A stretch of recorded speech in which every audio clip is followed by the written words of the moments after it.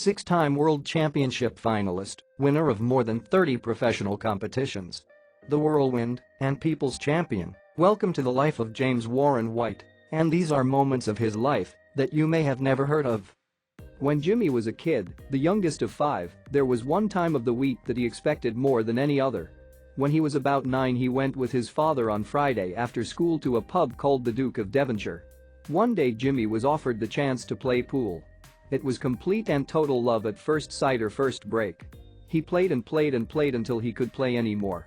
Not everything can be explained rationally, and his love of that pool table was one such thing. Teachers and scientists can't explain everything, and I suppose I was just destined to become a snooker player. Jimmy said. This fixation with Fridays carried on for about 2 years until he got to about 11. By then he was well and truly decided that school wasn't for him. One day, while Jimmy and his friend Victor decided to duck into a snooker hall called Zanz. His style of play developed naturally through the hundreds of hours and hundreds of frames of snooker he was played in Zanz. He learned how the game was played on the base and on his feet, not from a textbook, and it was the best education. Eventually, the endless practicing and playing began to pay off, literally. Jimmy started to become so good that all the hounds of South London heard about him. Of all the people Jimmy met in Zanz, two in particular would have a huge impact on the next few years of his life. The first bloke was called Tony Meo. He was amazing at table tennis, but even better at snooker. He and Tony kept playing together, kept winning stacks of cash and kept having a good time, and this eventually drew the attention of a black cab driver called Bob Davis. Bob Davis had spotted a gap in the market, and he wanted to use Jimmy and Tony to make some serious money. As well as catching the eye of Bob Davis, one day he and Tony Meo were in this takeaway kind of place close to where they lived, and a girl walked in and, out of nowhere, asked for autograph. That all seemed a bit over the top to me, and I thought that she was just taking the piss at first. This girl was best mates with Denise, Tony's girlfriend.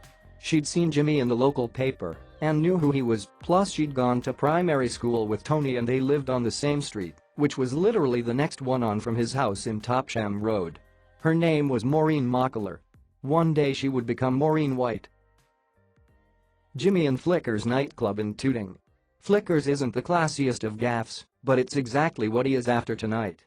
He is 20, there are birds in here, he is getting spotted by a few people who know who he is. Jimmy stand at the bar, loving life and all the attention. What more could you want than this? The drinks and the good times are flowing. A mate walks over, a mate who's just got back from Amsterdam.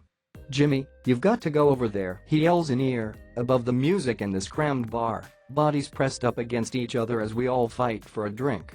It's a fucking amazing place. Here, try this. Jimmy look him in the eye, but he know exactly what it is. He opens a little packet, sticks some on the end of his thumb, and shoves it under Jimmy's nose. He was just done his first line of coke. In 1985, just as Jimmy was preparing to defend his Masters title at Wembley, he was in dressing room and there was a knock at the door. He opened it and this geezer had somehow got backstage. Jimmy could tell straight away that there was something not quite right about him. Something shifty. He walked into dressing room, put a suitcase on the table, opened it and let know his thoughts. The suitcase was full of used £20 notes. That's all yours, this bloke said. If you let Willie Thorne beat you 5-2, that is yours to keep. There's £35,000 in there. He tried to say it in a jokey way. Keep the money, Jimmy said, trying to keep it lighthearted. If I lost to Willie, people would think I was bent anyway. I'd never go bent. Not then, not now, not ever. 10 years later, just as Jimmy was recovering from his cancer scare, he had cause to question another strange series of events. It was when he had to play Peter Francisco in the World Championship. Betting was suspended before the game even started after unusual betting patterns were detected. Apparently, large amounts of money were going on Jimmy to win 10-2. As a result, the WPBSA had a meeting. Their chairman at the time was the late world champion John Spencer.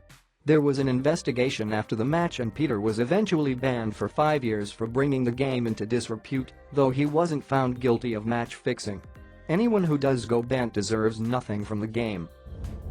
It's September 1987, and Jimmy is in a hotel in Hong Kong with Stephen Hendry, Willie Thorne and Ian Doyle, Hendry's manager. Doyle, renowned as being a tough manager and a geezer who gets on Hendry's case a lot. Doyle tells to Jimmy that Hendry doesn't really like practicing and isn't yet fulfilling his potential.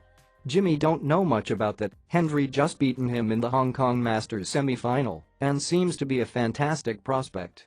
But Jimmy take Doyle's words on board and decide to help.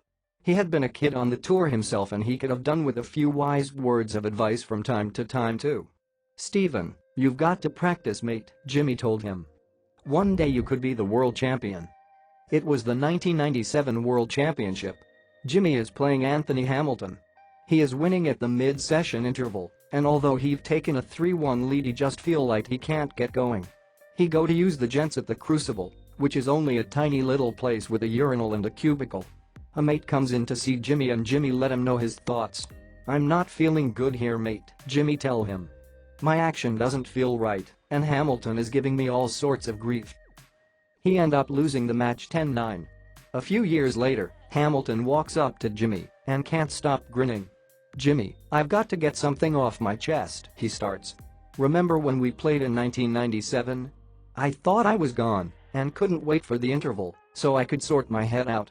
Then all of a sudden I got this massive confidence boost from nowhere." "Oh yeah, who helped you out then?" Jimmy asked him. "You did," he grins. "While you were at the urinal moaning about being shit, I was in the cubicle." Turns out we'd both been caught short. And Jimmy had been caught out. The day he faced Hamilton was May 2, 1997. Happy birthday, Jimmy. 1972, 1982 world champion, the one, the only, the Hurricane, Alex Higgins! On July 24 in 2010, a lovely lady by the name of Anne went to check on her brother's address in Belfast. She thought he was in Marbella getting some badly needed teeth implants and wanted to make sure his flat was in nice shape for when he returned. She turned the front door key and immediately knew something was up. She walked into her brother's room and found him lying there, dead in bed. Anne had just lost her beloved Sandy. Jimmy had just lost his best friend, his inspiration and a man he worshipped to the end. The snooker world had just lost the greatest shotmaker of them all. Alex the Hurricane Higgins. Jimmy's ambition today remains as simple as the day he started taking snooker seriously. He want to be world champion. He want to hear the Crucible go crazy as that final black disappears. "But, look, I'm a realist," Jimmy said. "I know that is probably never going to happen. I know that the standard of the game is higher than ever. I'm not getting any younger. I've not qualified for the Crucible since 2006, and, I won't lie, that has been difficult at times. There is no age limit to snooker, and, crucially, I absolutely love practicing." He ended up having an operation in 2013 to try and relieve the pain, but it's still not 100%. People ask me if losing 6 world championship finals bothers me, and I can honestly say that I don't give them a second thought. Would I do things differently if I had my time again? "What do you think?" Jimmy said. "Of course I would. I'd prepare properly, I'd stick with one manager, I'd get an early night and I'd realize that the talent I had back then wouldn't and couldn't last forever, and I'd also stay as far away from cocaine as possible. It was the coke that really cost me. And it cost me 10 world titles." Despite everything else, the fights and the kickoffs, and the bullshit and all the drama, Jimmy and Maureen have managed to produce 5 kids who have all turned into wonderful, intelligent, confident people. Jimmy could have been only a commentator by now. There's a possibility for the future, or he could have gone into snooker management and used himself as an example of how not to do it, but he is still out there, still trying, still chasing the dream. Snooker is who he is, it's in his bones, and it's been the one constant in a life lived hard, fast and funny, and a life that's thrilled millions of others as much as it's thrilled his. People can say whatever they like about White, but Jimmy was always won and lost with good humor, grace, and, if he do say so himself, a bit of class.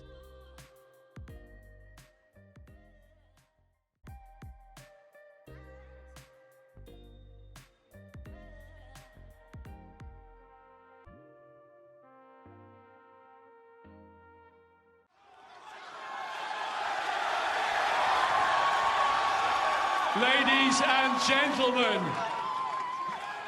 all hail the coming of a snooker legend.